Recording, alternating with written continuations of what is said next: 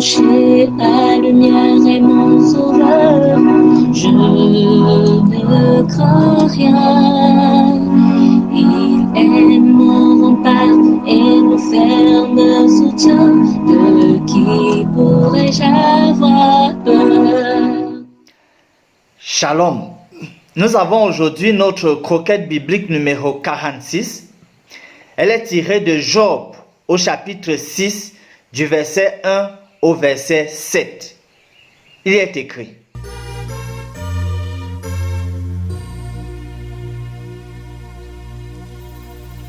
Job répondit: Oh, s'il était possible de peser ma contrariété, si l'on mettait toute ma détresse sur une balance, ce serait maintenant plus pesant que le sable de la mer. Voilà pourquoi mes paroles sont inconsidérées. Car les flèches du puissant m'ont transpercé et mon esprit en boit le venin. Les effrois de Dieu s'alignent contre moi. L'arc sauvage va-t-il brère auprès de l'herbe tendre? Le bœuf mugit-il auprès de son fourrage? Peut-on manger sans sel ce qui est fade? Y a-t-il de la saveur dans le blanc d'un œuf?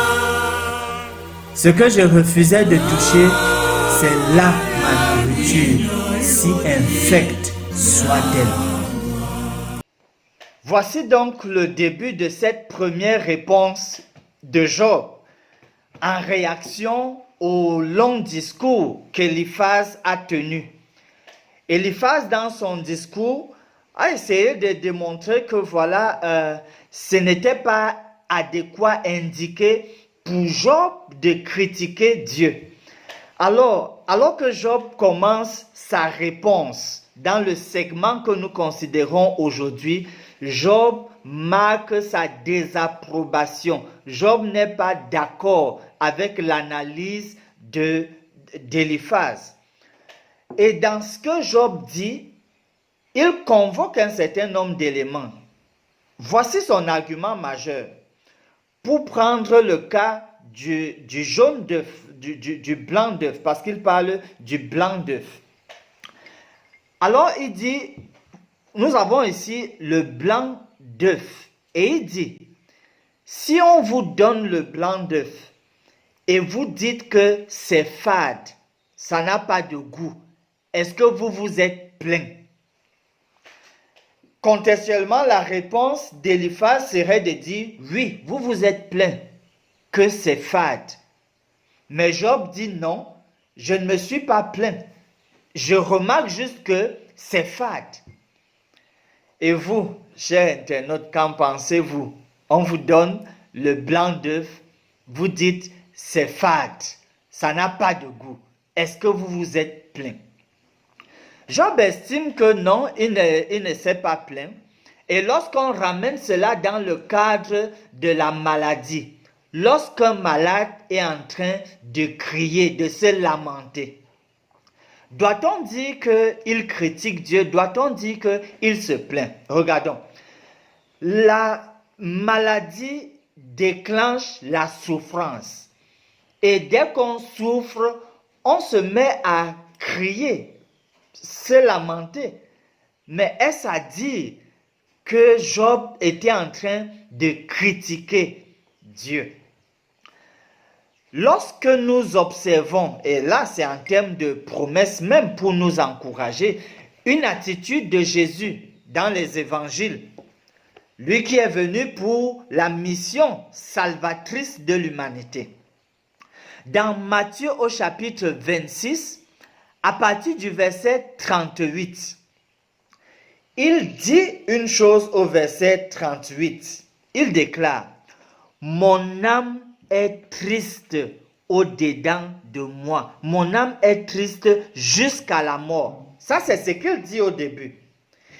Et lorsque on le suit jusqu'au verset 42, par rapport à la coupe devant lui, il souhaite même que cela s'éloigne. Mais à un moment, il dit à son père, ok, non pas ma volonté, mais ta volonté. Et finalement, il dit que ta volonté soit faite. Comme pour dire, il a vu l'ampleur de ce que ça représentait, sauver l'humanité. C'était une coupe difficile. Il a observé, il a même souhaité qu'elle puisse s'éloigner. C'est comme le malade.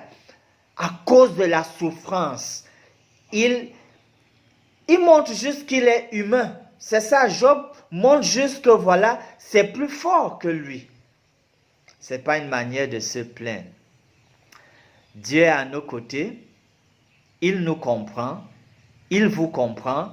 Tous vos cris, il est au courant. Il sait pourquoi en tant que votre créateur. Tenez bon, jamais il ne peut vous abandonner. Finissons par ces mots de prière.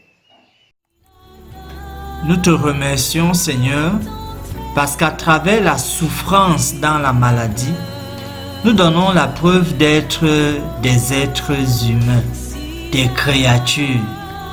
Viens toujours à notre secours, nous te prions, et aide-nous aussi à prendre soin des autres créatures autour de nous. Nous te le demandons au nom de Jésus. Amen. Espère en l'Éternel, mon âme espère en l'Éternel, qu'un chant s'élève au Dieu du ciel, qu'un chant s'élève au Dieu du ciel, mon âme espère en l'Éternel, mon âme